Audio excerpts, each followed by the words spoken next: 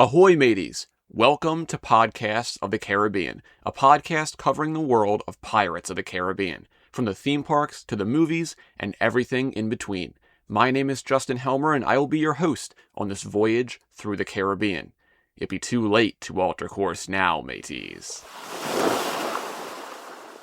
Welcome back to Podcasts of the Caribbean.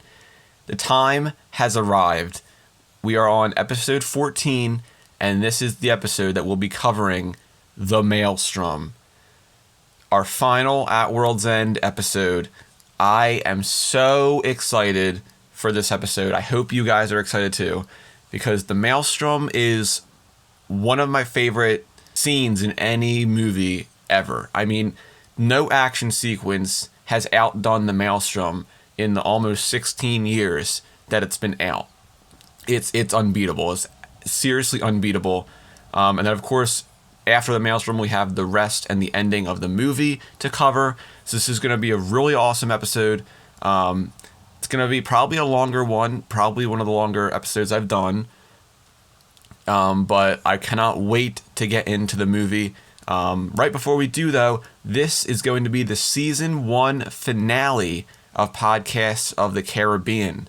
So after this episode, we'll be taking a week or so break. I'll keep you updated on the social media accounts for the podcast on Twitter and Instagram. Make sure you follow them. I also post content and trivia and videos over there as well.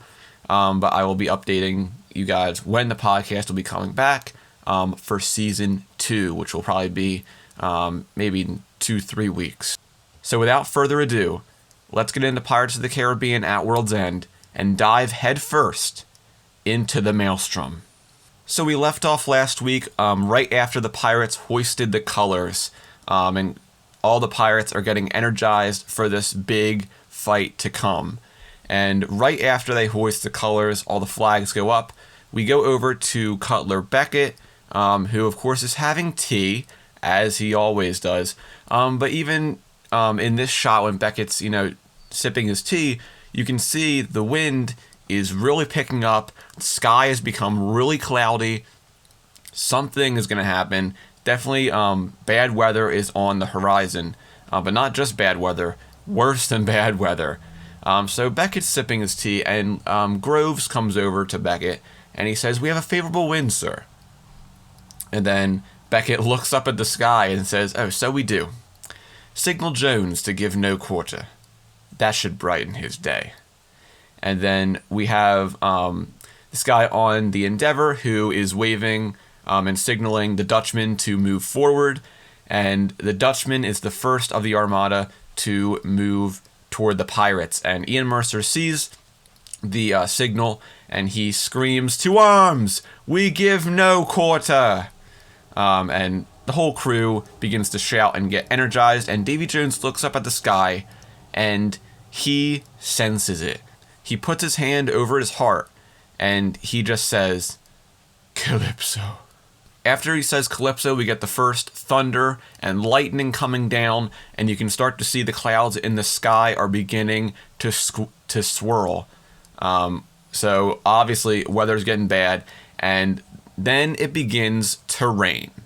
And Davy Jones closes his eyes, and as the rain begins to pour even harder, he just starts screaming.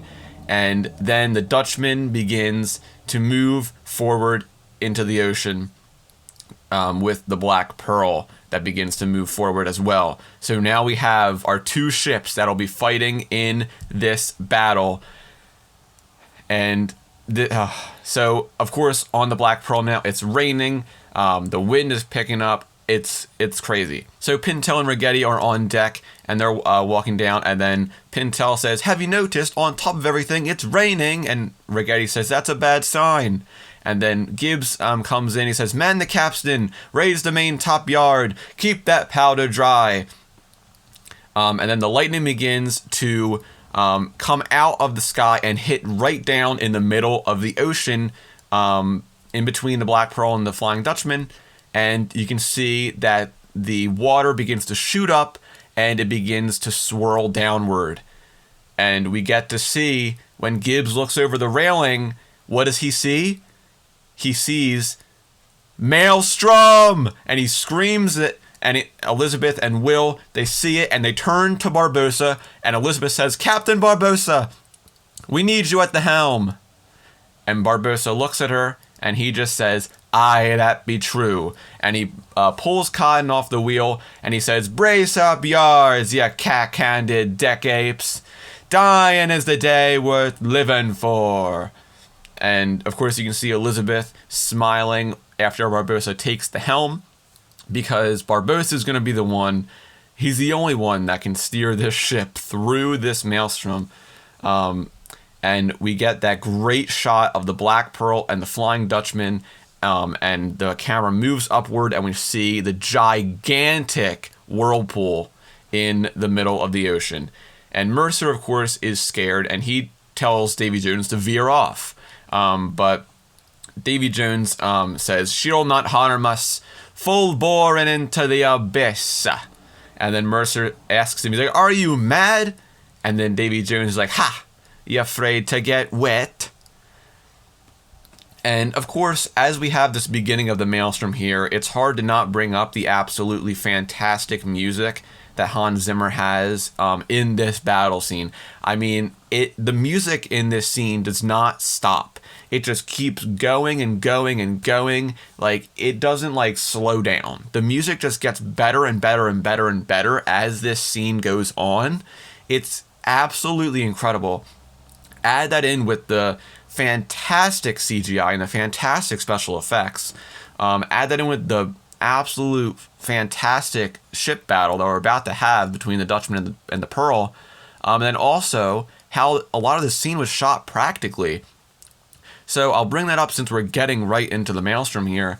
They shot a lot of the practical stuff for the Maelstrom in a gigantic airplane hangar in Palmdale. And it was ginormous. Like, I'm telling, this hangar was absolutely huge. Like, some people in the behind the scenes, they said if you're standing on one end, you couldn't see the other end because it was so long at the other end. You couldn't see the other end of the hangar. So this hangar was absolutely huge. And this is where they did a lot of the scenes. They filmed the Calypso crab scene in this hangar too. They did Up is Down with the ship teetering. And they also did the Maelstrom, of course. And they built these replicas of the ships, specifically the Pearl and the Dutchman. And they put them together, side to side, so it would look like they're in battle. So they had to construct these two new versions of the ships. They didn't just take the ships from the water and put them in here. They had to construct two new ships, identical replicas of the deck. And then they had them on these ginormous gimbals. Some of the biggest gimbals that have ever been used for a movie. And these gimbals would be on either end of each ship, and that when those gimbals were moving, it would simulate the rocking and moving of each ship. So when you have those gimbals moving on both ships, you really get the rocking of the sea, the movement of the ship, and it really gives that really realistic effect to both of these ships. And of course, while those gimbals are moving, you also have the rain coming on. So they installed in this hangar literally like dozens and dozens and dozens of like rain systems. And when turned on, they would just pelt down. And it wasn't like it would start sprinkling and then get like more of a downpour. No. Turn on, immediately downpour. You would immediately get completely soaked. And there's a lot of great behind the scenes content for the Maelstrom. So if you're really interested in it, if you go on YouTube and search it, you can find a lot of this awesome stuff. Like a lot of people, Kevin McNally in one of the featurettes, he said, "Oh, how wet can a man be? How wet and cold can you be?" And Bill Nye also said that they shot this for 10 weeks in the rain in this Maelstrom. Like that's how long it took to shoot this scene. It took like literally 10 weeks of shooting. Can you imagine each day you come to work, you get drenched for like 8 hours for 10 weeks straight? I mean, it's crazy. And it's absolutely incredible. And then of course you had the wind going on as well. So you had the wind and the rain, actually practical.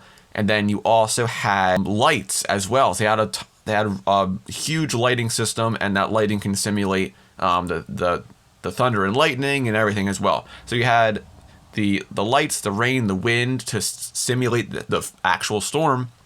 You have the ships rocking on the gimbals, and then you have stunt guys who are literally swinging from ship to ship, and you have people on deck actually fighting. So it's one of the craziest things that has ever been shot. I mean, nothing has been on this scale since this movie. And this reinforces the fact that these two movies, Dead Man's Chest and At World's End, were literally the end of an era. Like, no one has done stuff like this anymore. I mean, it's absolutely crazy. So that's a little bit of how they shot this scene. Of course, I'll bring it back later when we get to some other stuff. But this scene was absolutely crazy. And if you want to see behind the scenes stuff of how they shot it, there's a wealth. I mean, like, there's so much stuff about this scene, how they filmed it. So if you're really interested, it's all on YouTube as well, and I can link to it if you want. But it's absolutely so awesome to actually watch them film this. It's crazy. So the Flying Dutchman and the Pearl begin to move into the whirlpool, and Will sees the Dutchman and he says, "She's on our stern and gaining." And then Barbossa yells, "More speed! Haul your wind and hold your water!" And as you can see, both ships are now in the whirlpool and they're tilting. So we're really about to get to the battle. It's going to start in a few minutes. And Davy Jones orders his men to run out the bow cannons.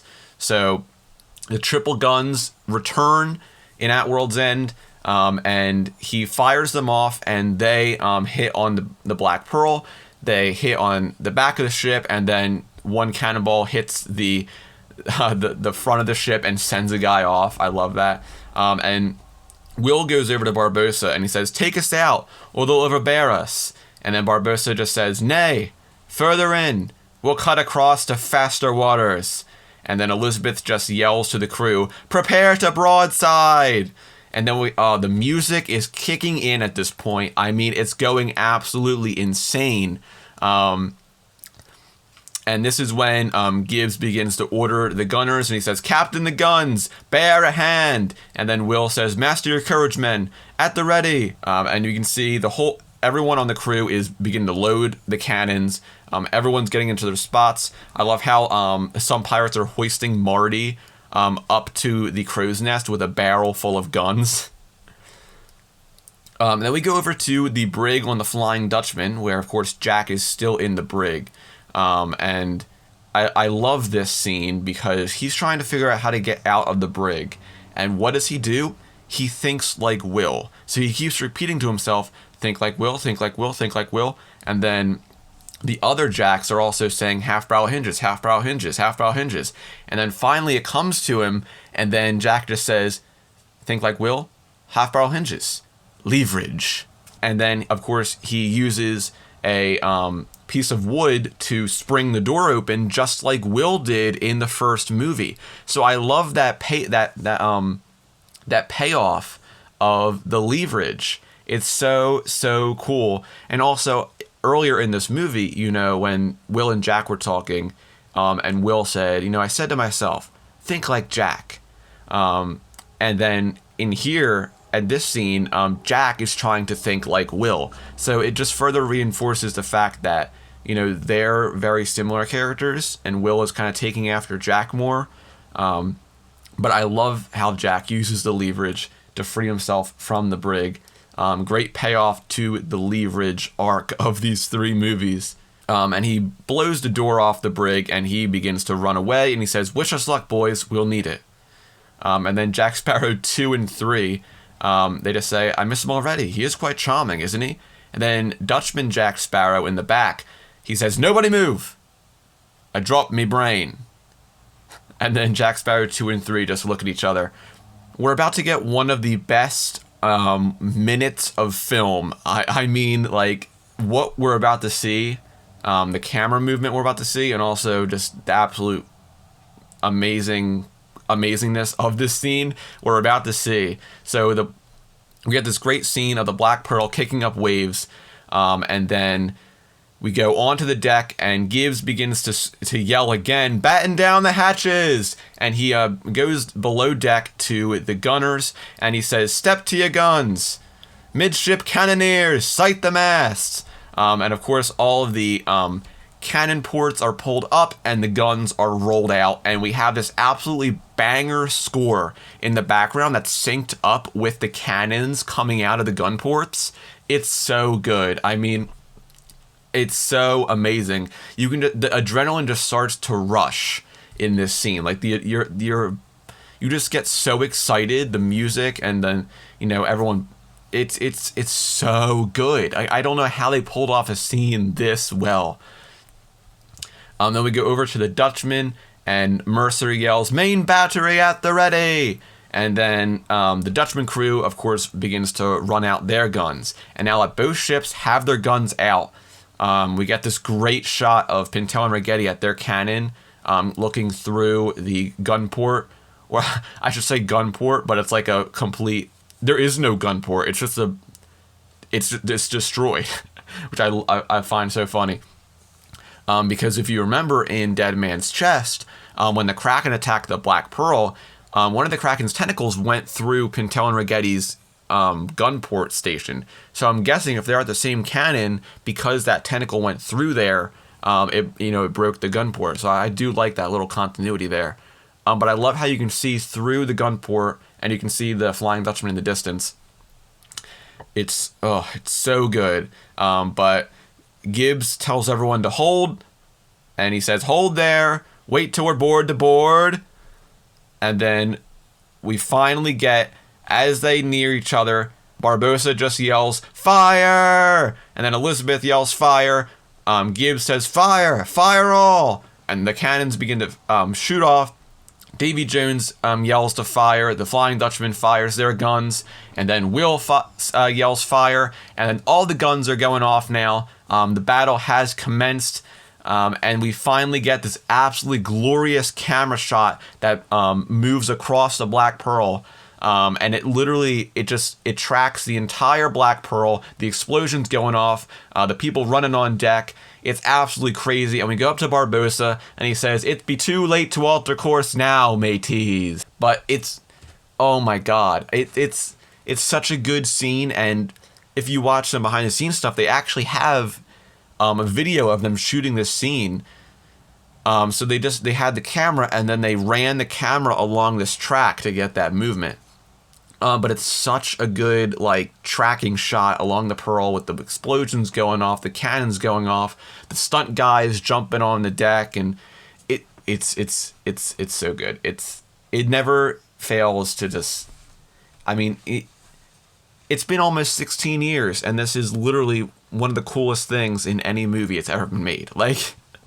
It's so amazing. So after that fantastic scene, we go over to the Flying Dutchman again, where Jack Sparrow goes into the captain's cabin, and he is cornered by Murtaugh and Mulroy, who aim their little miniature cannons at Jack. And I love how Mulroy is like, "Hold there or we'll shoot." And then right after he says that, a cannonball goes right through the captain's cabin behind them, and then Jack's just like, "Good one."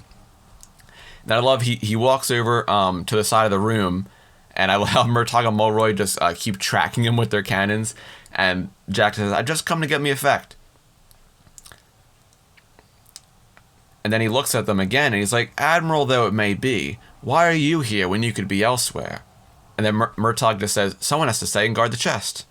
And then I love how Mulroy turns and faces Murtaugh, and he's like, "There's no question. There has been a breakdown in military discipline on board this vessel."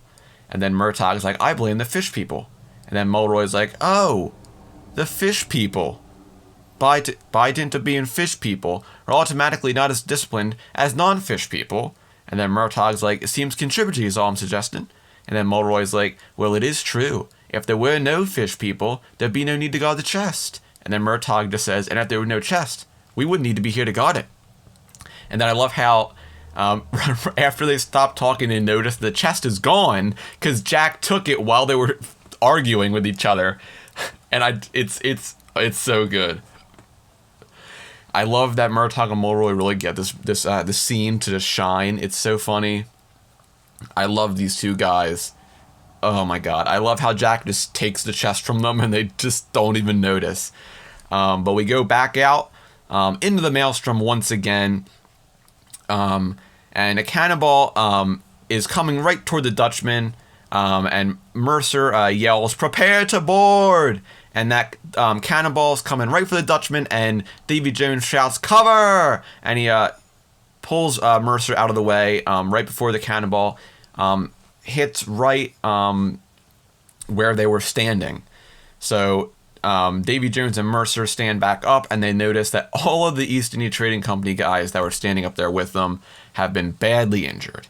And now that they're all down, Davy Jones takes this opportunity to do what he wanted to do a while ago. And he grabs Mercer and holds him in place. And he uses his tentacles to... I don't even... It's horrifying. He strangles Mercer with some of his tentacles. Some of the tentacles go into Mercer's nose, into his eyes, and the one tentacle goes in his mouth and comes out his nose. It's absolutely gross. It's oh my god.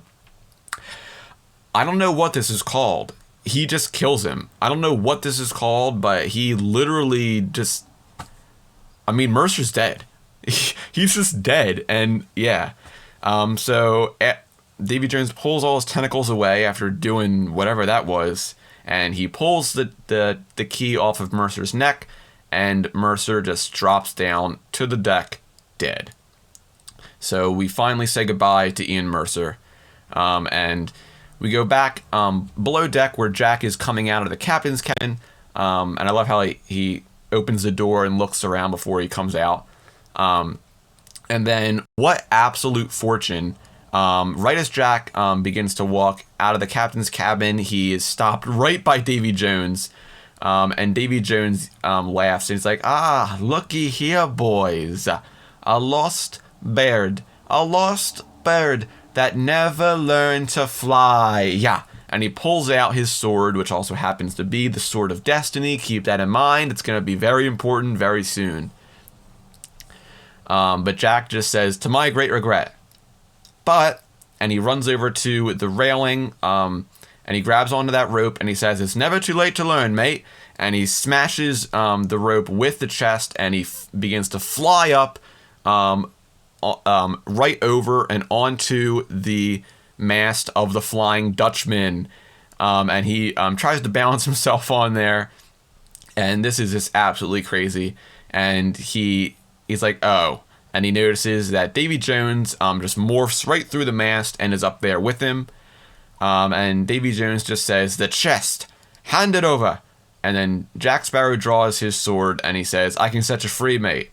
And Davy Jones just replies, "My freedom was forfeit long ago." And he yells and begins to fight with Jack. And we begin this absolutely awesome fight scene between Jack and Jones on the mast of the Flying Dutchman, in the middle of this Maelstrom. And I'll also mention, this was shot practically too. Like, they literally made a set. They made another Dutchman mast. And they had, of course, it wasn't... I mean, it was Johnny Depp a lot of the time, but of course they also had Johnny's stunt double up there. And Bill Nye did a little bit, but it was more so Bill Nye's stunt guy doing this scene. And a lot of the action in this scene is Bill Nye's stunt double. So some of it is Bill Nye, some of it is just his stunt double. If it's just the fighting, it's probably stunt double. If it's Jones talking, it's Bill Nye. But so they had this mast set, and it actually was above ground. And they had, the two guys harnessed up there. Sometimes it was Johnny, sometimes it was a stunt double. And they had them, harnessed on that mast, and they actually fought on the mast while get this, while the mast was spinning in a circle. I mean, it's the fact this stuff doesn't get done anymore. Like, you know, you could just do this whole thing CGI, but the fact that they actually did the practical part of this with them standing on the mast and fighting, and also while spinning sometimes, pretty crazy. But they also didn't just do it on the mast. They also just had one where they just stood on mats on the floor for the close-ups, so they didn't have to, you know, do it on the mast. But for the long shots and everything, those are the ones where they're actually on the mast fighting practically. But it's just so cool how so much of this scene was shot practically, even though if you look around, the whole entire shot is almost CGI because the water, the storm, and everything. But so much of it is also practical. It's this absolutely perfect marriage of practical effects and CGI that ends up creating this absolutely awesome action scene. It's so good.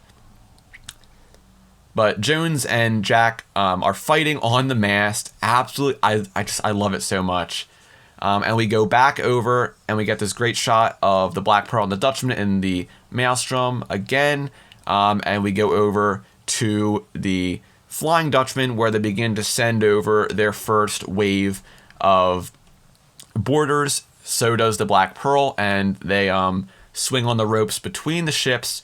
Some of the pirates and some of the guys fall off into the Maelstrom below. Unfortunate, but the guys make it to either ship. I love how Will pulls out a pistol and shoots one of the guys off of the ropes. But we see a lot of Dutchman crewmen and East India Trading Company soldiers on the Black Pearl now, and now we finally get into the sword fighting and the actual hand-to-hand combat of this scene. So of course we have the cannons still going off on either ship, and now we have hand-to-hand combat on the deck. And I love how they don't even spare Barbossa. I mean, Barbossa's literally trying to steer the ship, and he's also being attacked by a Dutchman guy at the same time. Like, Barbossa's just a badass. I mean, he's so good. I love Barbossa so much. But now this leads us into my favorite. I don't put this lightly. This is my favorite scene in all of Pirates of the Caribbean. As you guys know, I am a huge Will and Elizabeth fan. I love Willabeth. I've loved Willabeth ever since my whole life. This is my favorite scene in all of Pirates of the Caribbean, and this is the wedding scene between Will and Elizabeth, and I just love this scene so much. The music, the action, the dialogue, it's so good. It's so good. And you know, Orlando Bloom and Keira Knightley actually, you know, they rehearsed this scene. Some of it is their stunt doubles doing, you know, Keira flips a guy over. That's not Keira. That's actually Lisa Hoyle, her stunt double. But like, it's oh my god. And then we have Barbossa in this as well. So let's just get into this scene. Oh my god, I love this scene so much. So Will calls over to Elizabeth, who is also fighting a guy. And I love how they both stab that one Dutchman guy at the same time, and they pull out. But Will says, "Elizabeth, will you marry me?" And then I love how Elizabeth is completely shocked, and they're interrupted by another Dutchman crew member. And Elizabeth just says, "I don't think now's the best time." And then Will just replies, "Now might be the only time."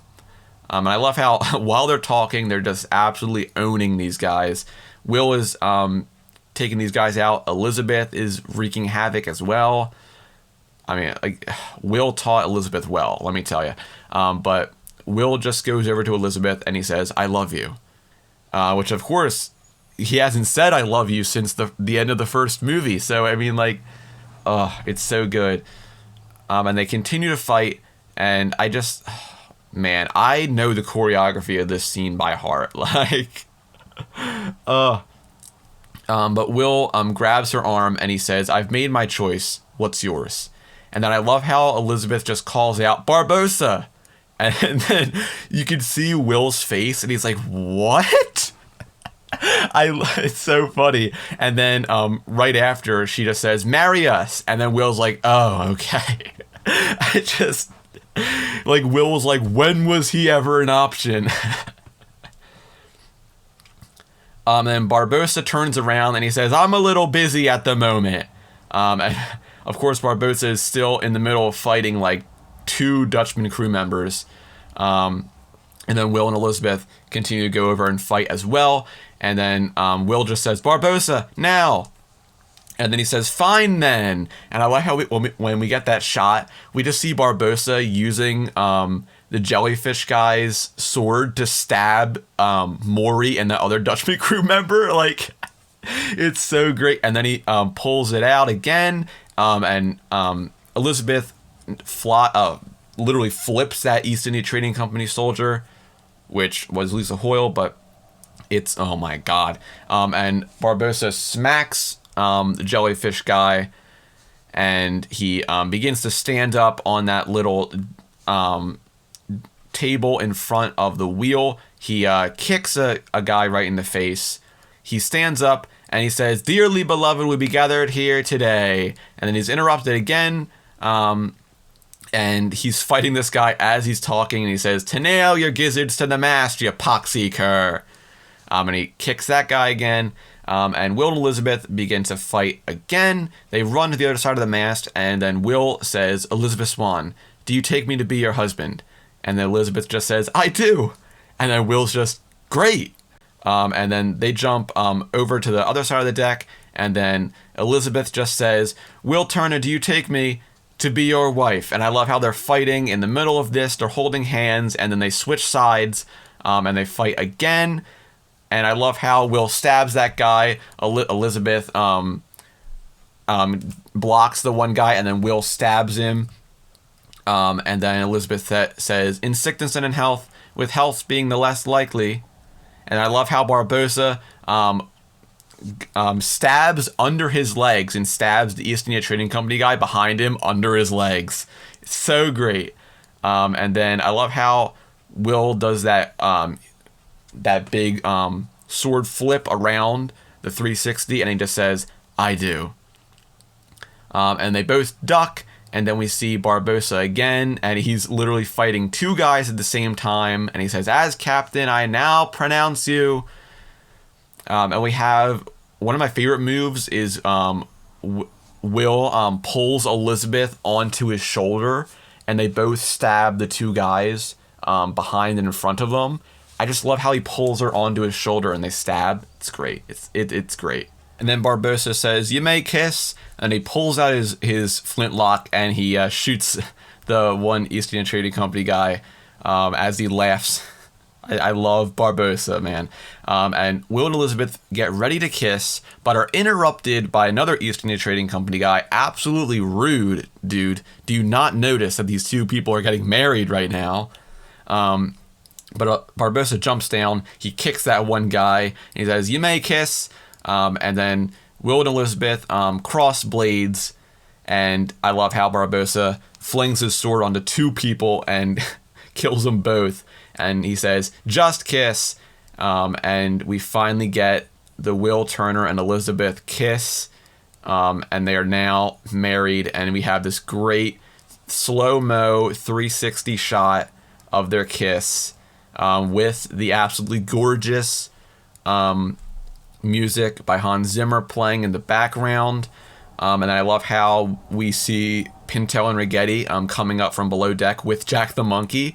And they see Will and Elizabeth kissing. And we have this great shot of the water coming on deck, and it's all slow motion. And then we just see Pintel and Rigetti, they're just smiling. And it's so great. And then they're interrupted by Jack the Monkey, which I love. And then we go back up to Marty, who is in the crow's nest, and with his his barrel of guns, he's up there shooting people off the ropes, which is great. He's literally shooting people off the Dutchman. He's shooting people off the ropes, which is absolutely great. I love how he's tied to the mast as well, so he can't fall off. We go back over to the Dutchman. And so if you notice here, Murtaugh and Mulroy come out, as you notice. But on the right side of the screen, you can see that Dutchman crew member, he runs that one pirate into the wall and starts smacking him. And he literally keeps smacking him this whole shot. So Murtaugh and Mulroy come out and they're doing their thing, and then Murtaugh says, "Leave it," and then Mulroy throws the cannon down. And that whole entire time that scene takes place, that one pirate is still getting pummeled by that Dutchman crew guy. Like, it's so crazy. Like, that guy's getting pummeled for literally like 15 seconds straight. We go back up to the mast of the Flying Dutchman, where Davy Jones and Jack Sparrow are still fighting. And we have this great shot where they get close to each other, and Davy Jones just says, "You can do nothing without the key." And then Jack just says, "I already have the key." And then Davy Jones just smiles and says, "No, you don't." And he pulls out the key with his tentacle. And then Jack just says, "Oh, that key." And I love this move. Jack breaks the block by Davy Jones, and he starts swirling his arm, and then he just cuts off Davy Jones's front tentacle, holding the key. I just love that move, how Jack just swings his sword, cuts off that main tentacle, and then he uses the chest to knock the sword out of Davy Jones's hand, and then he smacks Davy Jones in the face with the chest and tries to hit him with his sword, but Davy Jones grabs his sword with the crab claw and breaks Jack Sparrow's sword. So that's great. And Davy Jones begins to walk toward Jack, who is nearing the end of the mast. And we're getting farther and farther into the Maelstrom here, so the ships are getting lower and lower and lower, which means they're getting closer and closer together. So what's going to happen when they get closer and closer together? Well, they're going to literally smack into each other. So real quick, we have Barbossa fighting Maury. And I love how Maury's literally about to eat Barbossa, but Barbossa cuts off Maury's head. And Cotton grabs the wheel because they're literally starting to plummet into the center here. But, of course, Cotton can't help the fact that the ships are going to smack into each other. The tops of the main mast of the Black Pearl and the Flying Dutchman smack together and interlock, and now both ships, I love it, everyone on the ropes just flies off, and I guess they all died. But Jack also falls off the mast of the Dutchman, and Davy Jones saves him because Davy Jones grabbed the chest that Jack is also holding on to. But now both ships, of course, are literally like forming a triangle in the Maelstrom because they're both stuck together by the top of their masts. And I love how we have this shot of Will on deck of the Black Pearl, and he looks over to the Flying Dutchman and sees Jack dangling from the chest and being held by Davy Jones. And I just love Davy Jones pulls up the chest and he sees Jack, and Jack just smiles at him, and then Davy Jones just throws Jack over, literally like completely flings him over. But luckily Jack grabs onto a rope, and this rope is also being held onto by Clanker, and this is the unfortunate end of Clanker as well. But Jack notices that Clanker has his pistol, and Jack just grabs it off of Clanker and he says, "Oi, my pistol," and he smacks Clanker in the head, and Clanker falls off into the abyss below. Rip Clanker. But Jack aims his pistol at Jones, who is standing triumphantly with the chest, and he shoots the chest right out of Jones's hand. And the chest, as it falls, it smacks right into Hadris's head, and it literally pushes Hadris's head into his body, and Hadris stumbles off the Flying Dutchman, and Hadris is also lost to the abyss. But while Hadris falls off the ship, Will Turner has just flung himself over to the Flying Dutchman, and he sees the chest is literally right in front of him. So Will grabs the chest and begins to run through the deck. He almost gets hit by a cannonball, but he's stopped by Macus, who was blocking his way. And Macus just turns and sees him, and he just says, "Turner!" And he tries to hit Will with his axe. I love how Will blocks with the chest. And we go back over to the Black Pearl, where Pintel and Rigetti have loaded Jack the Monkey into the cannon. And once Gibbs yells fire, they shoot the cannon, and Jack the Monkey goes hurtling over to the Flying Dutchman. And what fortune! Jack the Monkey sticks right onto Macus's face, pushing Macus off of the deck. And I love how Will just says, "Thank you, Jack." And then I love how this East India Trading Company guy picks up the Sword of Destiny from the ground, and then Davy Jones just jumps down from the mast and just boom, just comes down on the deck. And I love how he walks over to that guy, and he doesn't just take it from him. Davy Jones literally stabs the guy holding it and then pulls it out. Like, so unnecessary. But as Will is running with the chest, he is smacked and sent to the ground by his father, who now has pretty much completely forgotten who he is. But I love how he gets this awesome shot of Davy Jones moving through the deck. He's literally pulling his own crew members aside. He's pushing people aside to get to the chest. And then we go back up to Jack, who is still on that rope. He's about to hit another guy on another rope. So what does Jack do? He kicks the other guy off of his rope and takes that guy's rope. And then, of course, there's two more guys on other ropes coming for Jack as well. Then we go back down to Will, who is now fighting his father.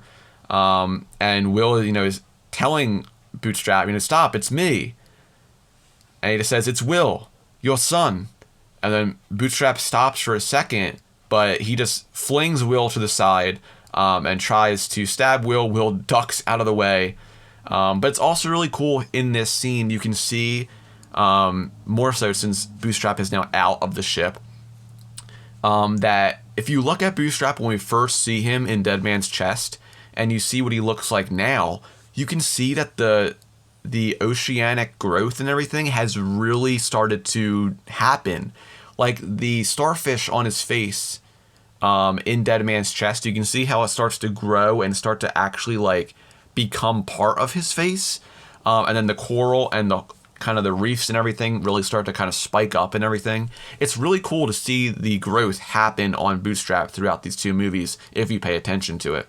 But Jack is being chased by two guys on ropes, one behind him and one in front of him. So Jack just flings downward, and these two guys get stuck on their ropes and smack into each other. And Davy Jones finally reaches the chest, but not before Jack flings off the rope right in front of Davy Jones, in between him and the chest. I also love, while Davy Jones is walking toward the chest, there's a Dutchman crew member right behind him that gets literally sent right off the ship because he gets hit by a cannonball. It's great. There's so much stuff happening in the background of this scene that you really, if you just pay attention to the background, you'll see stuff that you've probably never seen before.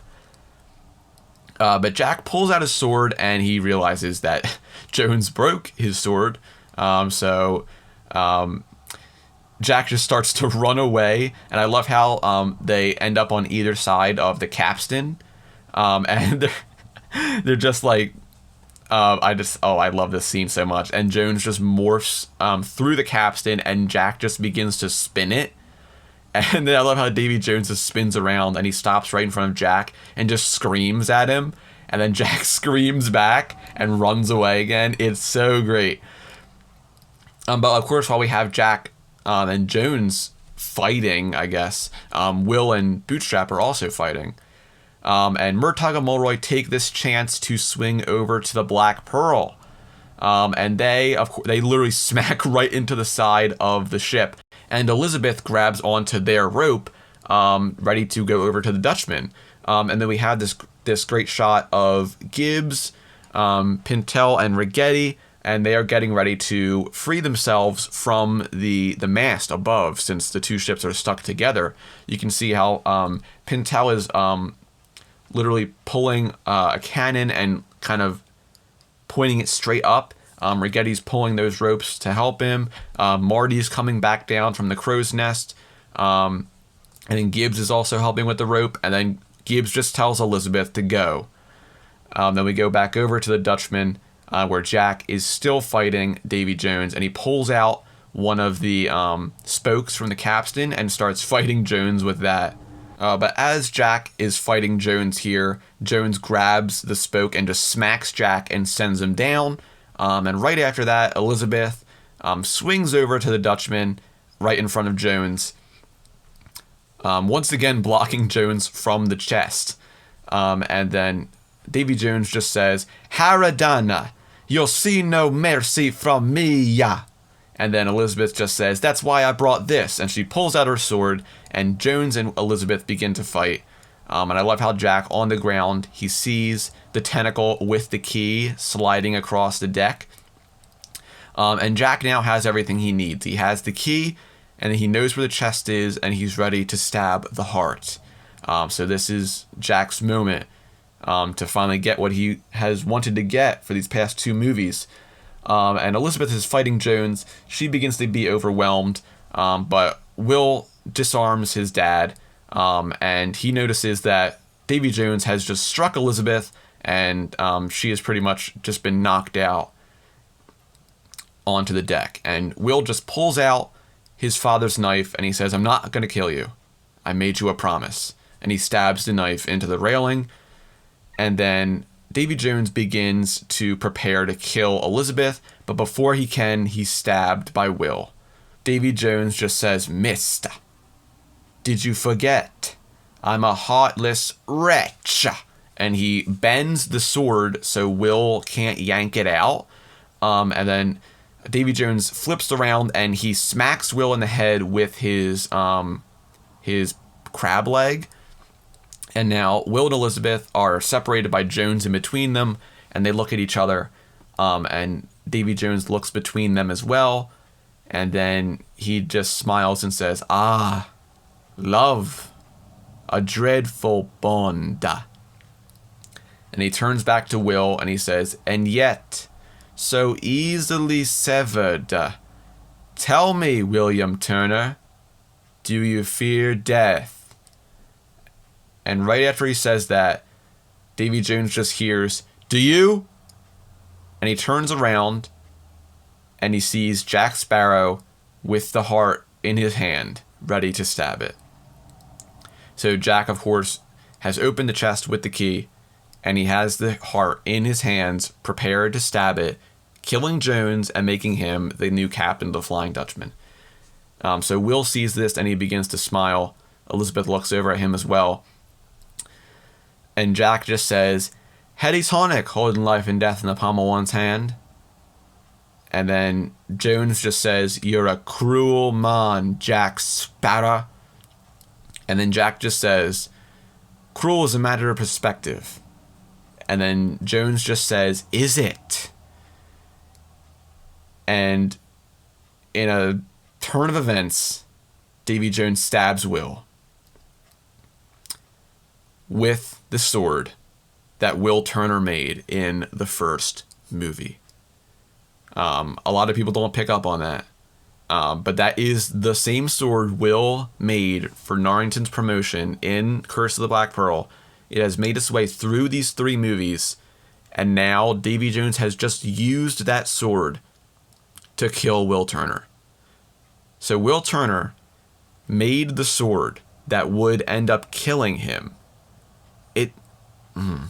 It's one of my favorite details in these movies is that sword, the Sword of Destiny, as I call it. But more importantly, Will has just been stabbed.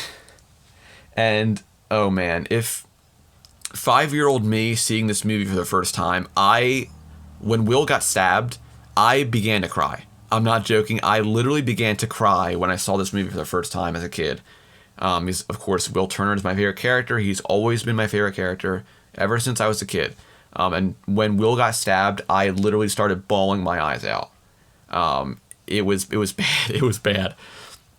But Jack sees Will get stabbed, and Jack hesitates. And everything that was just going through Jack's mind, he was going to stab the heart, he was going to become the new captain, live forever. It's all completely gone when he sees Will get stabbed. And this is the moment that forges and completes Jack Sparrow's arc in these first 3 movies. This is the moment where instead of choosing himself, he's going to save someone else instead of himself, which is literally like one of the biggest points in his arc in these first 3 films. But once Will is stabbed, Davy Jones, of course, grinds the sword through Will's heart. Elizabeth not doing well. But those groans from Will are ingrained in my memory. But Davy Jones releases the sword, and Jack just looks up in horror at Davy Jones, and Jones just starts laughing. And Jack looks down at the heart again, and he's like, what am I going to do? And then he looks back at Will, and he's like, I have the choice to either have myself live forever or save my friend. And this is the moment that Jack decides. And Elizabeth goes over to Will, and Keira Knightley's performance in this scene alone should have gotten her an Oscar nomination. I mean, Keira Knightley's performance in any of these 3 movies should have gotten her an Oscar nomination, but this movie alone she should have gotten an Oscar for. But she goes over to Will, and, she starts saying, look at me, stay with me, you're all right. And then Bootstrap finally notices, and he says, William, my son. And then he springs up and jumps on to Davy Jones and grabs Jones. And Jack, we see this great shot of Jack, who he's trying to decide, should he stab the heart or should he help Will?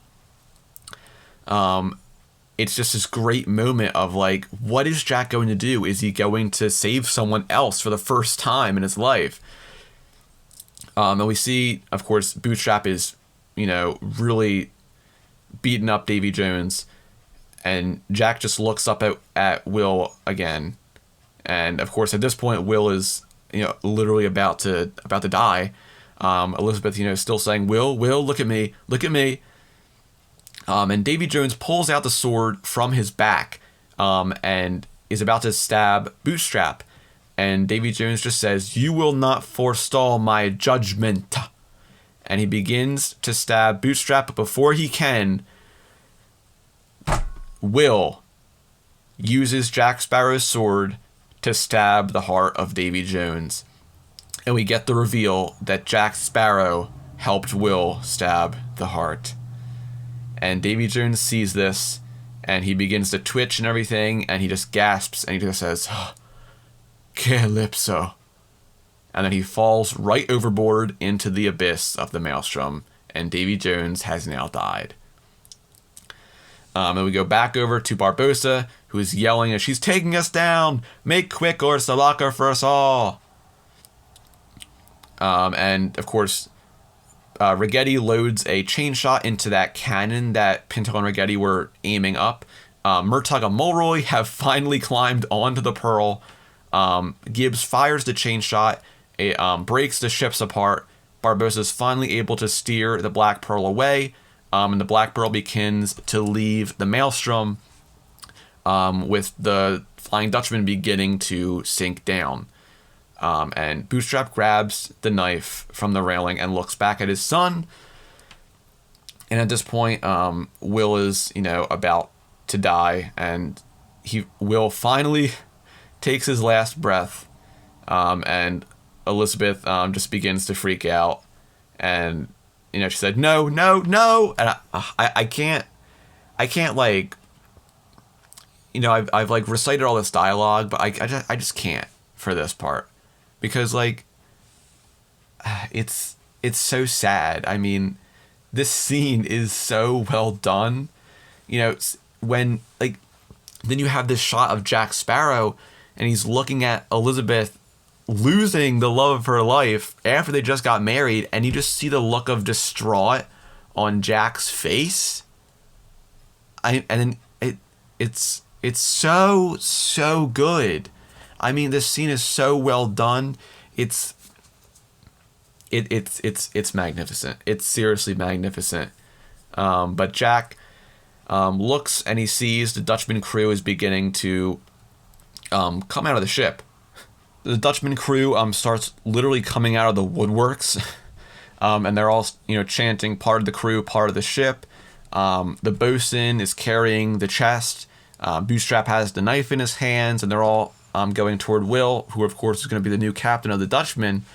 And Jack sees this, and he literally has to pull Elizabeth away from Will, and Elizabeth literally crying her eyes out, don't leave me. And then Jack literally pulls her away, and she's like, no, I won't leave you.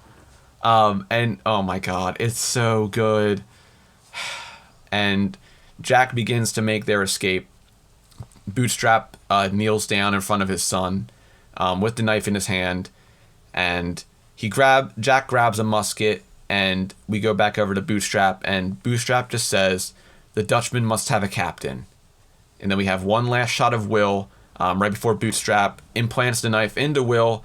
Then we see Jack and Elizabeth escape the Dutchman. Jack uses that musket, blows the ropes, and they begin to fly away on pretty much a parachute. Jack the monkey, thankfully, jumps onto the ropes before it leaves the Dutchman, and the Dutchman begins to sink into the Maelstrom. And so as Jack and Elizabeth fly away, they look down again and they see the Dutchman sinking into the Maelstrom, and then once it sinks, there's a big giant water splash, and Elizabeth just starts crying again and puts her head on Jack's chest as he steers the parachute away from the storm. And as you can see, once the Dutchman goes down, the storm clears away, and it's now clear skies again.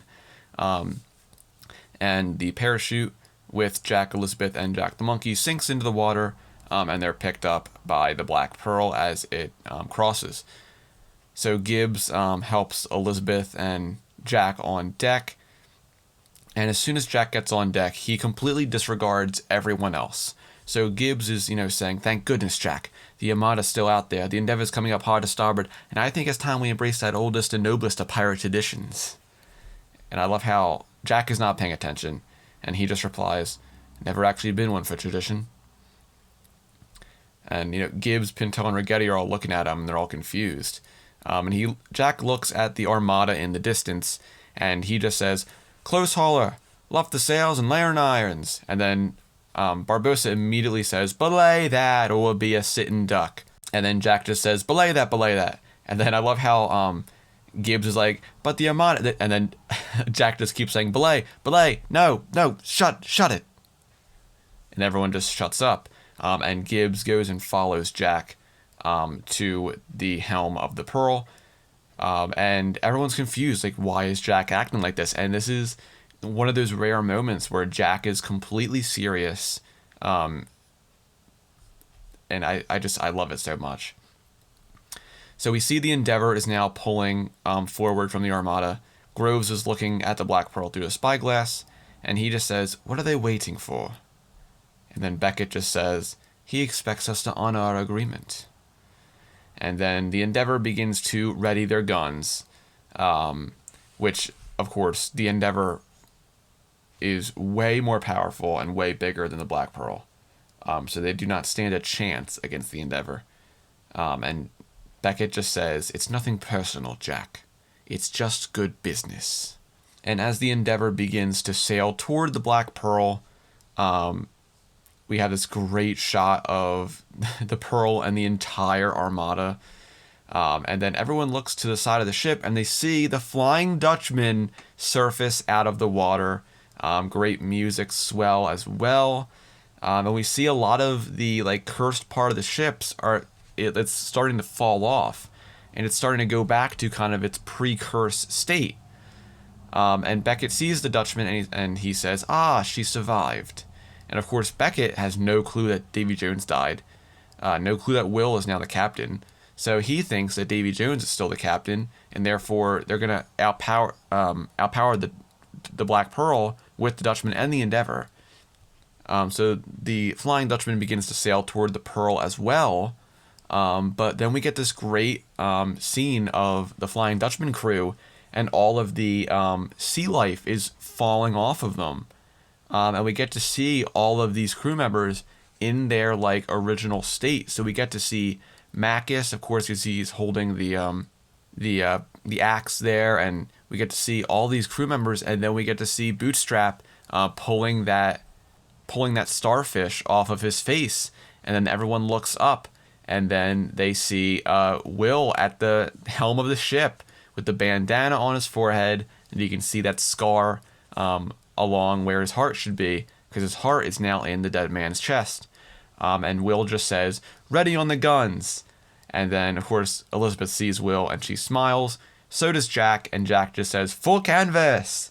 And then Barbossa repeats and says, "Aye, full canvas." So, of course, now that Will is here with the Dutchman and the Pearl, they can definitely destroy the Endeavour. So the Pearl and the Dutchman begin to turn on the Endeavour, and Beckett sees this, and he's like, "Wait a minute, why is the Dutchman turning against me? I thought they were on my side." And he's very confused as to why the Dutchman is siding with the Pearl. Of course, he has no clue Jones is dead. So, of course, the ship's near the Endeavour, and Groves just says, "Orders, sir." And Beckett just stands there completely in shock, not knowing what to do. And then Gibbs just asks Jack, he's like, "Captain." And then Jack just says, "Fire." And then Will shouts, "Fire!" And then Barbossa shouts, "Fire!" And then Elizabeth shouts, "Fire all!" Of course, she also said "Fire all" in the first movie as well. I don't know if that was a connection or anything, but of course, the Dutchman and the Pearl begin to fire on the Endeavour, destroying it so easily. And I love how there's a lot of people who are wonder, well, why doesn't Beckett shoot back? Beckett could easily take both ships. Why doesn't he shoot back? And I think it's the fact that he was so shocked to see the Dutchman turn on him, because he of course had no clue Davy Jones died, no clue that the Dutchman now has a new captain. So he was completely shocked to see the Dutchman turn on him and both those ships, and he was just completely shocked. He couldn't move. And that's why, he doesn't order the men to fire. So Groves repeatedly asked, "Orders, orders, sir." And Beckett just stands there looking at the carnage befalling the Endeavour. And this scene was also shot practically as well, which is pretty cool. So what they did for this scene is they shot this on a soundstage, at least the deck of the Endeavour. And they did it multiple times. So the first time they did it with just the stunt guys and Tom Hollander, who played Beckett, on the deck. The stunt guys would jump around and do their thing, and then Tom Hollander would walk down the stairs as Beckett, and then they would do it again with no one there, and then they would do it with all of the explosions and everything. So they had air mortars, they had all these explosions rigged, and then of course they only got one take at this, and they completely blew up the set of the Endeavour. And when they stitched that together with the one with the people on it, they put them on there, and then it really has this great scene of the Endeavour getting destroyed. So it's very, very cool. I love this scene so much. It's just of course the score by Hans Zimmer as well, amazing. And I love how everyone's just asking, "Sir, what do you command?" And Beckett just stands there and he just says, "It's just good business."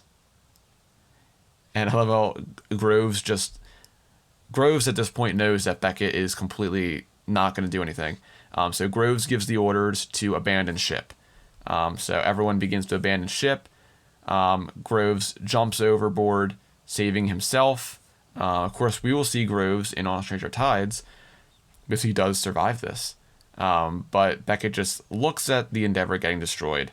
I just love the slow-mo explosions, the people getting blown away. It's It's so beautiful, but also so destructive. And I love how that cannon implants the mast. And if you remember from earlier in the movie, Jack shot the mast and the mast went down. And so at this point, the mast is very fragile. So when it hits that mast, the temporary brace they put on it breaks and the mast falls over again. And of course, at this point, the Endeavour is not going anywhere. And Beckett begins to walk toward the staircase and steps down the stairs. And then we get the great slow motion death scene of Cutler Beckett as he walks down the stairs. And I just love how he walks down the stairs and the railing gets destroyed behind him as he walks. It's absolutely fantastic. Slow motion, the effects. It's, oh my god, so good. And then we have that shot of Beckett pretty much just standing in all of the debris. And then he looks at the camera and then wave of fire rushes over him and the Endeavour explodes and begins to sink beneath the waves. And then we have a great shot of Beckett's corpse falling into the East India Trading Company flag, which I love that shot. But now Cutler Beckett has died as well. So both of our villains, Davy Jones and Cutler Beckett, are both dead, which means it's over. We've won. So since the Endeavour went down, the rest of the Armada was like, well, I'm getting out of here. And they turned away. And Marty sees this and he says, they're turning away. And then everyone begins to cheer. All the pirates on the Pearl begin to cheer. And then guess who we see? We get to see Murtaugh and Mulroy again. So, of course, they got onto the Black Pearl at the end of the Maelstrom, and they emerge on deck in pirate gear. So now Murtaugh and Mulroy are pirates. And I love how they begin to cheer with everyone else. And they're really awkward. And Jack is smiling, Gibbs is smiling, everyone's smiling. Cotton's parrot comes back, and he says, "What? Wind in your sails." But everyone's happy. It's over. The pirates have won. It's great. And I love how Murtaugh and Mulroy are just so awkwardly like, shiver me timbers. And I love how Pinto and Rigetti are just looking at them. And they're like, what the? And then they're like, oh, well. And then they all start cheering as well. And then we get this great montage of all the other pirate ships cheering. So we go over and see the Empress and Tai Huang. They're cheering. Sri Chumbaji's ship, they're cheering over there. We see Amon the Corsair, and they're all Amon's dancing, and Cheval and Villanueva. And we see Gentleman Joe Card and Mistress Ching. They're all cheering. And then we get to see Captain Teague and his crew and his ship. And they all begin to throw their hats in the air. And great to see Captain Teague one last time in this film. And Jack just says to Gibbs, "Mr. Gibbs, you may throw my hat if you like." And I love how Gibbs like, "Aye, aye, Captain." And he says, "Hooray!" And he throws the hat. And then Jack just says, "Now go and get it." And then Gibbs is like, "Oh." And he begins to run down to the deck to find the hat. Then we get this great shot of the Pearl and the Dutchman sailing. And then we get this great scene of Will and his father. So Will, of course, is looking over at the Black Pearl, obviously looking at Elizabeth. And Bootstrap comes over to Will and he says, "Orders, sir." And then Will looks at his father and he smiles at him and he just says, "You're no longer bound to the Dutchman. You're free." And then Bootstrap just says, "Aye, that's a fine thing, but by my reckoning, I still have a debt that has to be paid, if you'll have me." And then Will just smiles at his dad, and Will just says, "On the wheel then, Mr. Turner." And then Bootstrap just says, "Aye, Captain Turner." So good.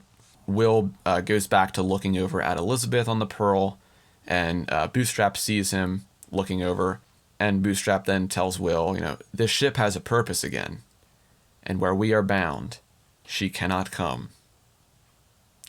1 day ashore, 10 years at sea. It's a steep price for what's been done."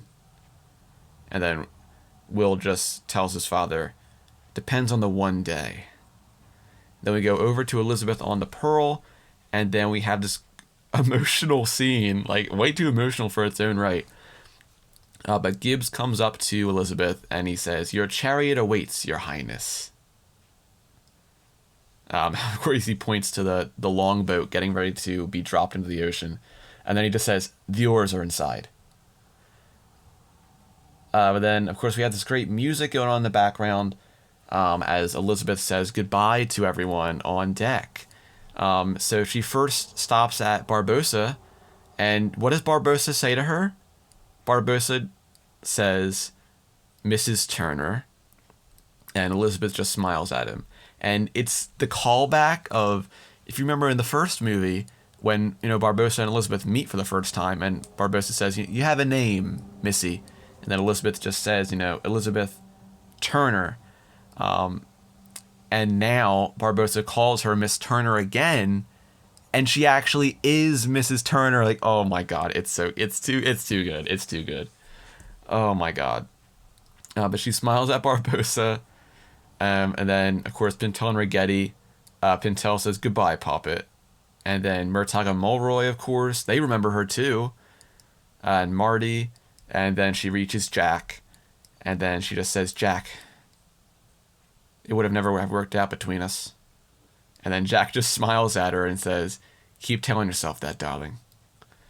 And then Elizabeth goes to kiss Jack, but Jack stops her and he's like, "Once is quite enough."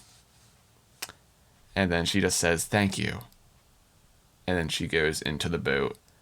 And now we have the second greatest part of the Caribbean scene, which is the beach scene.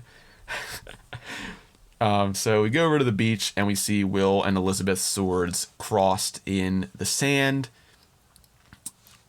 And then we get to see the end of the one day that Will and Elizabeth got to spend together before Will goes away. And Will is putting his boots back on, and he just says, "I'm going to need the other one." And then on the left side of the screen, Elizabeth steps onto that rock with Will's boot on. And here we get literally the most mature thing to ever be in any Disney movie ever. I mean, Will slowly pulls the boot off, and then it oh my God. And then he goes close to Elizabeth's leg and this isn't a Disney movie, by the way. Oh my God. But it's so beautiful as well. But Will just looks away and he just says, "It's nearly sunset." And Elizabeth opens her eyes from the bliss, and of course notices the sun is setting. And Will goes over to grab his coat, which reveals the chest under it. And he grabs the chest, and you can hear the heartbeat as this scene is going on as well, which is such a great touch. But Will just says, "It's always belonged to you." And then he picks it up, and he offers it to Elizabeth. And he says, "Will you keep it safe?" And there's something so romantic about a guy literally giving his heart to you. I mean, literally giving his actual beating heart to the woman that he loves. No one's doing it like Will Turner, dude. But Elizabeth, of course, just says yes. And she walks over to Will and takes the chest and says yes. And then, of course, we have the great forehead touch. And I don't know why Will would do this. Will literally turns away and begins to leave without even kissing Elizabeth. And Elizabeth sets the chest down and she just says, "Will," and she runs over to him, and we get that last Willibeth kiss with the music, the gorgeous, gorgeous music playing in the background, the absolutely gorgeous landscape and the sunset. And then as they part, Will just says, "Keep a weather eye on the horizon." Which, of course, if you remember, Will also said that in Dead Man's Chest. When they had that scene when Elizabeth was in jail, and Will went to leave and he said, "Keep a weather eye on the horizon." Oh my god, it's too much. But then Will turns to leave, and then we get this great shot of the Flying Dutchman sailing over the horizon, and we see the green flash, and the Flying Dutchman disappears, leaving Elizabeth alone for 10 years. But not really alone, because she's going to have a son named Henry, and we'll see that very soon. But we get to back to Tortuga, and we see the return of Giselle and Scarlet with Jack Sparrow here. And I love how he's describing the Black Pearl to them, and he's like, and of course it tends to list the port and is often known to frighten young women. But I promise you, you will not be disappointed. And then Giselle looks at it, like, is that it? And then Scarlet's like, the Black Pearl. And then you just see the dinghy just sitting in front of the dock. And then Jack just says, love, that is a dinghy. My vessel is magnificent and fierce and huge-ish and gone. Why is it gone? And then Giselle's like, is that it there?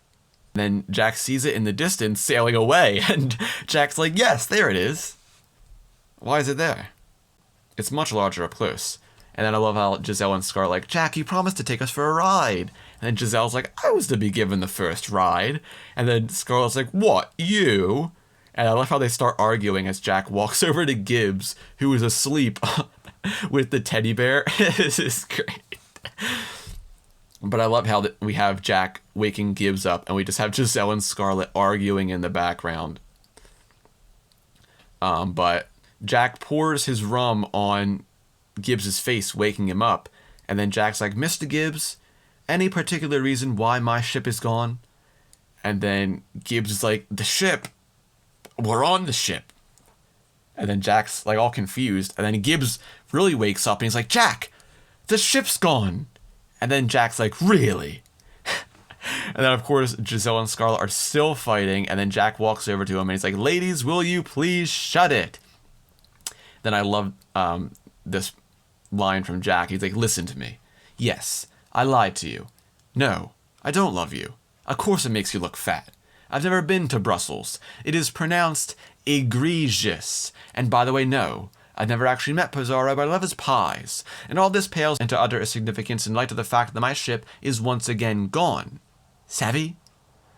I love it. After he says that, Giselle slaps Jack, then Scarlett slaps Jack, and then Jack goes and slaps Gibbs. And Giselle and Scarlett begin to walk away, and then Gibbs and Jack just have that moment, and Gibbs says, take what you can. And then Jack says, give nothing back. And they do that fist bump. And Gibbs goes after Giselle and Scarlett, and he's like, tell me, ladies, what do you know of sea turtles? Great conversation starter by Josh Me Gibbs there. But of course, Jack is looking out at the Black Pearl, which is sailing away. Once again, Jack has lost a pearl. And Barbossa is now the captain of the Black Pearl once again.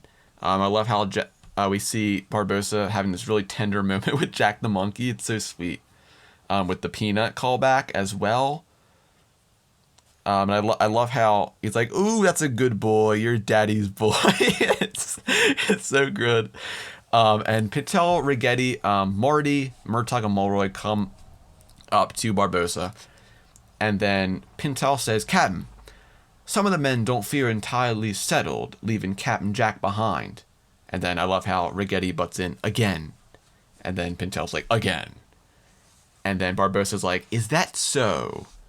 And then Pintel's like, it would make us feel a whole lot better regarding our fortunes if you let us see that item you told us about. And then Marty says, on the charts. And then Pintel says, with our own eyes. And then Rigetti's like, to help put an ease to our burden of guilt, so to speak. And I love how you can see Rigetti is carving a new wooden eye, which is really cool. And then Barbossa's like, feast your eyes upon this, mateys. There be more than one way to live forever. Gents, I give you the fountain of youth. And he rolls out the charts, and everyone is like, wait. And Barbossa looks down, and he sees the charts have been cut out. And who could have done it? But Barbossa just says, Sparrow. And then we go over to the little dinghy that Jack has now, and Jack raises his flag, which of course has the skull and crossbones with the bandana and the little bird on it. And he is also singing Yo Ho, A Pirate's Life for Me. Of course, the song from the theme park ride written by Exitencio. And we get this great final scene of the movie with Jack. He sits down and he pulls out the charts. Of course, because he stole it.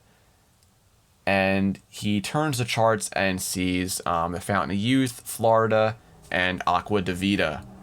And he also sees on there Ponce de Leon and the Santiago 1523.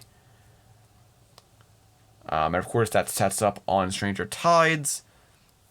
But the funny thing is, there wasn't actually supposed to even be a fourth Pirates movie, because this was, of course, the last one that Gore Verbinski directed. This was the end of the trilogy Gore Verbinski had in mind. And he just had that to kind of set up, the next adventure, but he didn't want to do another Pirates movie. That's why, Rob Marshall came and directed on Stranger Tides. But this was supposed to be the end of the Pirates of the Caribbean movies. And I think it's a really great ending. Of course, nothing beats the ending for Dead Men Tell No Tales, and we'll get to that, and why that's such a good ending when we cover that movie. But Jack goes and opens his compass, and he sees it, of course, is now working again, and it points to the rum behind him. He pops off the cork, and he just says, "Drink up, me hearties, yo-ho." And he drinks the rum, and then we have that great swell of the Pirates of the Caribbean theme, as we have that great shot of Jack in the dinghy as the sun begins to set. And then the screen cuts to black, and we have the credits begin to roll with that fantastic He's a Pirate theme, directed by Gore Verbinski, written by Ted Elliott and Terry Rossio. And that is the end of At World's End. Of course, we still have the end credit scene, which we'll get to in just a second, but as the credits are rolling, of course, I mean, it still astounds me that this movie came out so great, especially with when they were even filming, Dead Man's Chest and At World's End, they didn't even have the ending of At World's End in mind. So the fact that it came out so great and so amazing, it's fantastic. And as I said, this is my favorite Pirates of the Caribbean movie. And it's so good. There's so much stuff going on. Of course, a lot of people say, it's a boring movie. It's too long. There's too many people talking. And yes, that is very true. It's the longest Pirates movie. It's a lot of dialogue. It's a lot of story. The story is pretty complicated, but if you really, if you take a second, you step back and you look at, you just watch the movie, and you listen to what the characters are saying, and you think about it. It's not that complicated, and it's really, if you do that, you can really understand how fantastic this movie is. So yeah, it's such a good movie. I'm so happy. Of course, we finally gotten through it, and yeah, we of course now have one last scene to cover in this film. Of course, as the credits roll, we have the great theme there, and then we have the Hoist the Color Suite, which is one of my personal favorite Pirates of the Caribbean tracks, which is also what I've ended the At World's End episodes with. If you listen all the way to the end of the episode, I have the Hoist the Color Suite at the end. But now we have one last scene, which, I mean, literally, this end credit scene puts every single Marvel credit scene to shame. This is literally the best end credit scene in any movie, and I'm not going to debate that with anyone. But we get to the end of the credits, and we get this great shot of this island, and we see 10 years later. And we see this little boy on screen here, and of course it says 10 years later. So he's also singing Yo Ho, a Pirate's Life for Me. And then we see Elizabeth come on screen, and oh my god. Ugh. And of course, at this point, 10 years later, we now have Will Turner and Elizabeth's son, Henry Turner, who of course we see in Dead Men Tell No Tales.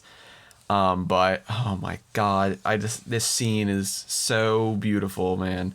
And a lot of people are wondering, like, where is this? Where are they? They're actually on Jamaica. They're back on Jamaica. And a lot of people were also, wondering, where Elizabeth lives, especially in Dead Men Tell No Tales with the ending of that movie. That is also Jamaica. A lot of people were thinking it was Shipwreck Cove, but it's not. It's actually Jamaica. It's just the other side. They're not at Port Royal. But I just, oh my god, this scene. I love Elizabeth's outfit. I talked about this on my personal Twitter account. I've been in love with this Elizabeth outfit for literally the entirety of this movie's been out for literally 16 years. Like the puffy sleeves, the green vest, it's too good. It's so good.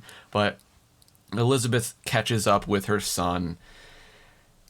And of course, they are waiting for Will to come back after his 10 years at sea. And Elizabeth just pulls Henry close to her, and we have the great music by Hans Zimmer coming back. And we see the sun gets ready to set, and then we just see the green flash reflected on Elizabeth's face, and she begins to smile. And she looks down at Henry. Henry looks up and smiles at her. And then we see Will Turner on the Flying Dutchman, and he sees both of them up there, and he smiles. And then we see that great last shot of the Dutchman coming toward the shore for Will to see his family again. And that is the end of At World's End. And of course, that is the first time that Will gets to see his son.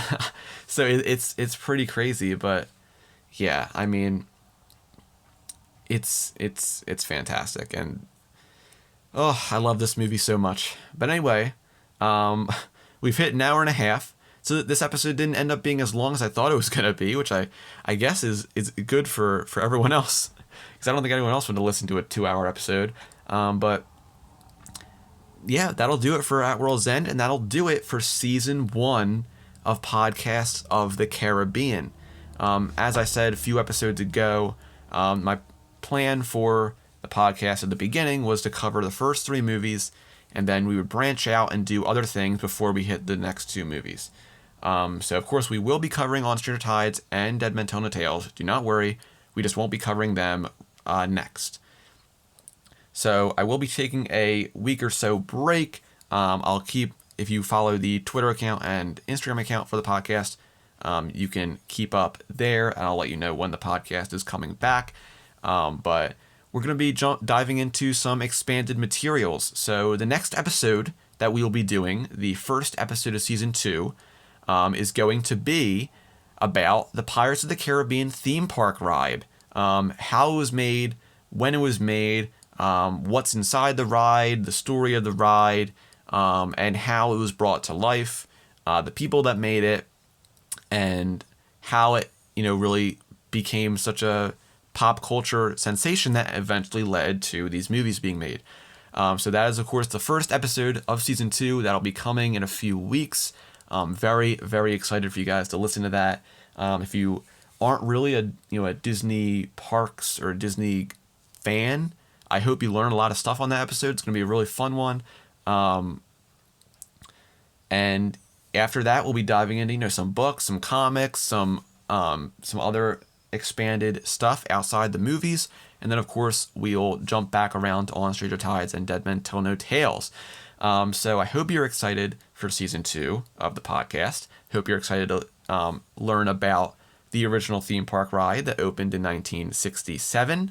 And until then, that'll be the end of this episode.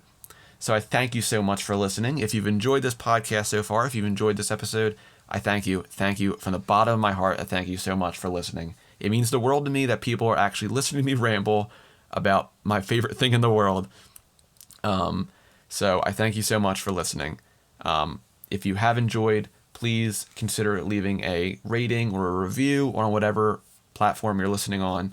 And I'll see you back here in season 2 of Podcast of the Caribbean.